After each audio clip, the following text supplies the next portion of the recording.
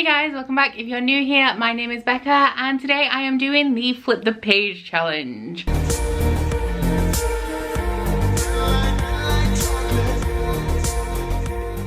So this is a tag challenge that was created by Jessie the Reader like a year and a half ago now, and I never did it at the time, and I don't know if I was tagged. I might have been tagged at the time, but today here I am about to take on this challenge. So I will put the link to the original video down in the description box for you guys that has all of the information that you need if you would also like to do this challenge. There's 19 different questions slash prompts that will kind of build like a new persona and a story for me based on the books that I pick. I asked you guys on Twitter for 3 numbers. The first number was between 1 and 41. That represents the amount of shelves that I have. Now I have counted my shelves individually as opposed to in rows just because I kind of know around like the rough number of books per shelf. The second number is between 1 and 20 and that signifies a book on a particular shelf. And then the third and final number is between 1 and 400 and that represents a particular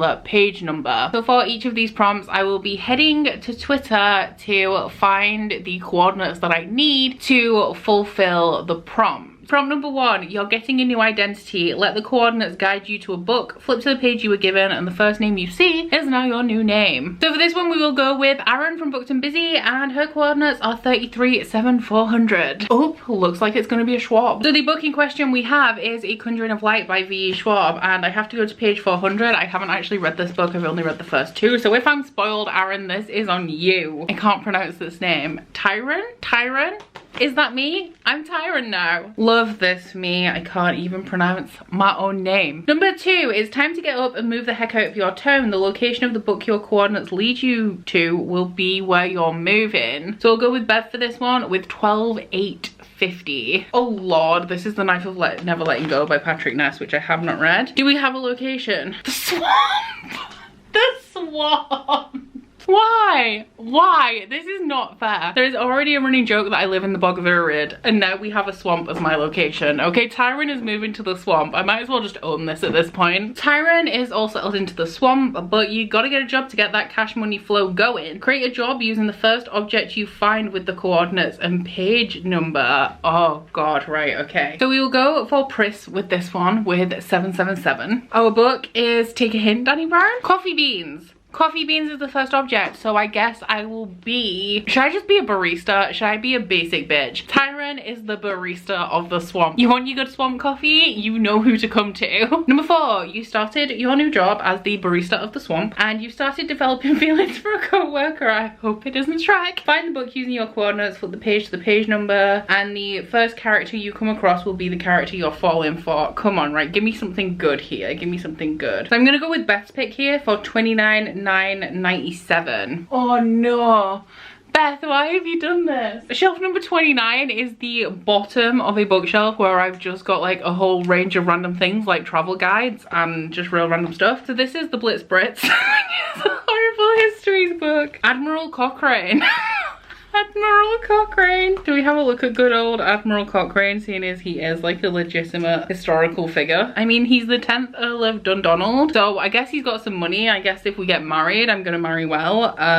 But he also died in 1860. So yeah, thanks. Thanks, Beth. So Tyron, the barista of the swamp, has now developed feelings for Earl Cochrane, Thomas Cochrane, Admiral Cochrane. Using the coordinates and the page number, the first piece of dialogue you come across will be the first thing you say to your potential lover. Right, we'll go with Madison from Princess of Paperback for this, which is 115374. Eclipse by Stephanie Meyer. Tyron, the barista of the swamp, looks Admiral Cochrane dead in the eyes and says, "It was worth it."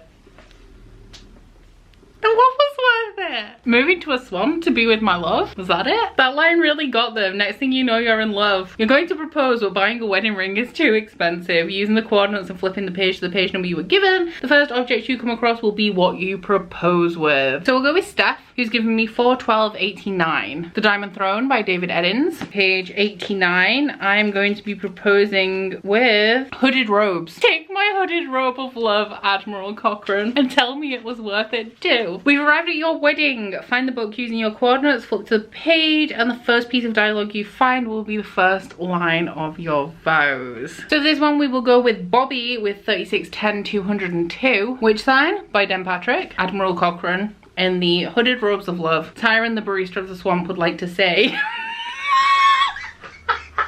Tyron of the swamp would like to say on this most wonderful of days. I would like to buy that beef. I can't do this anymore. God, it was so worth it. I would like to buy that beef. It's honeymoon time. I bought the beef, guys. I bought the beef. Wherever the book's location that your coordinates lead you to will be the destination for your lover's retreat. So this one we will go with 3918-367. Northern Lights by Philip Pullman. Can't say this. We are going to Ifor Ragnarson's stinking palace. I mean, at least it's a palace. That's the best I can hope for at this point. Things got a little cray on the honeymoon and now you're expecting a baby. Congratulations to Tyron and Admiral Cochrane. The first name you find will be the name of your firstborn child. Let's go with Gary. 111111. Cloud Atlas by David Mitchell. Our child is called Henry. Fair, it's a nice solid name. A little bit boring. I was hoping for something a little bit more fitting for the swamp, but Henry will do. We're time jumping 5 years and your child is desperately begging for a pet. Find the book using your coordinates and the first creature you come across will be your pet. If you don't find a creature, then the first object you find will have to be used as a pet replacement. My poor child. So this one will go with Vicious, which is 235333. It's not looking good for young Henry. I don't think he's going to be getting the pet that he wants because we have Jane Eyre by Charlotte Bronte. A dog!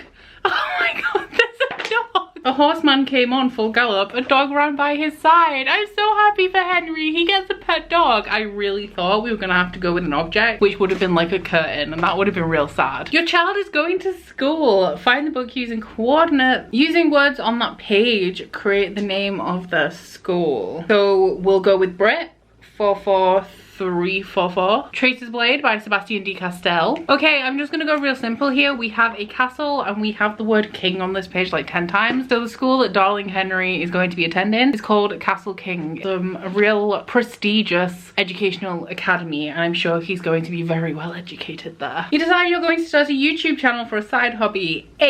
Find a book and find something on the page that will be the core topic of your channel. Oh, this is going to be an interesting one. Let us go for 376289. So this one is at the top of my book cart, and we have Malice, the Ark by Heather Walter. So the topic of my YouTube channel is gonna be Fae Beasts, because that pretty much is the topic of my YouTube channel. Babysitters. Number 13, finding the book using your coordinates. Use words from the page to create a YouTube channel name. Let's go with 2211-333. 22 was my rogue stack of books. We have Winter's Orbit by Everina Maxwell. We're gonna go with Drink Champagne with the Fucking Diplomats. Sounds kind of edgy. Like, am I being serious? Do I really drink champagne with the diplomats? Or do I just sit in my swamp drinking coffee and laughing at people who do drink champagne with diplomats? Find the book using your coordinates. The first piece of dialogue you see is how you'll greet your viewers each time you start a video. Let's go with Dem. 2417-371. Okay, that landed me on my manga shelf, and the one that was selected is Fruits Basket by Natsuki Takaya. So everything is dialogue in here, so I haven't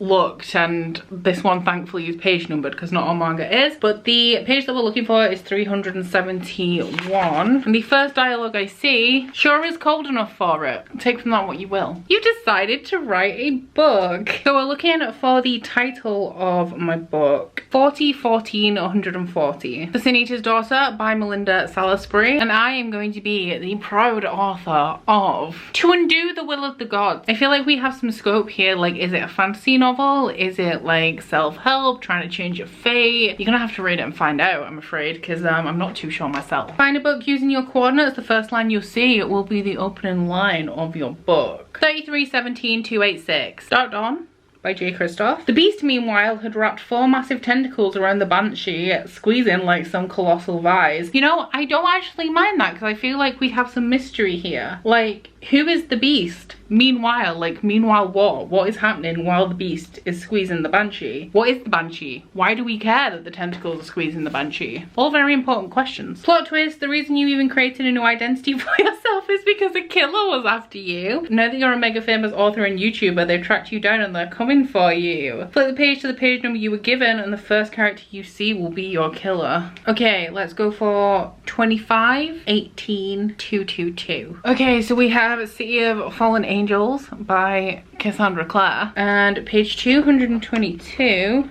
Jace Wayland. Honestly, bitch, I hope the fuck you do is all I can say to that. One day you're setting up to film a YouTube video when you're suddenly struck by the killer. Come at me, Jace, I'm ready. The first object you come across is what they used to kill you. I can't believe I'm gonna die. This is so unfair. 10364. Shadow Kiss by Rochelle Mead. Okay, Jace, what are you killing me with? A tree.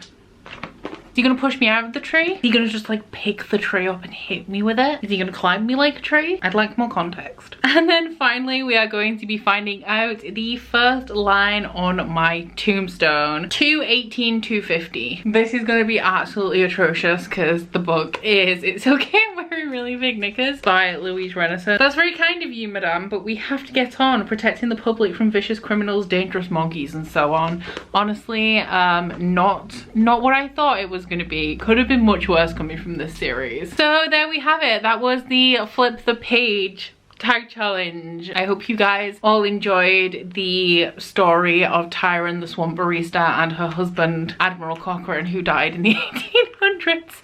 Their child Henry. Honestly, lived the dream. Successful YouTube channel, successful writing career, murdered by Jace Wayland. What more could a girl ask for in a lifetime, really? But please let me know down in the comments if you did enjoy this. If not, don't tell me, that's rude. But aside from that, please don't forget to like this video if you liked it and subscribe if you wanna. If you head into my description box, you'll find a link to my Goodreads, Instagram and Twitter if you'd like to follow me on any of those, as well as a link to my Bookish candle website, the Instagram for that, and a 10% off discount code. But that's it from me today, guys. Bye. Oh, you bite your friend like chocolate. You say you will go where nobody knows, with guns hidden under our petticoats. We're never gonna quit it, no, we're never gonna quit it, no.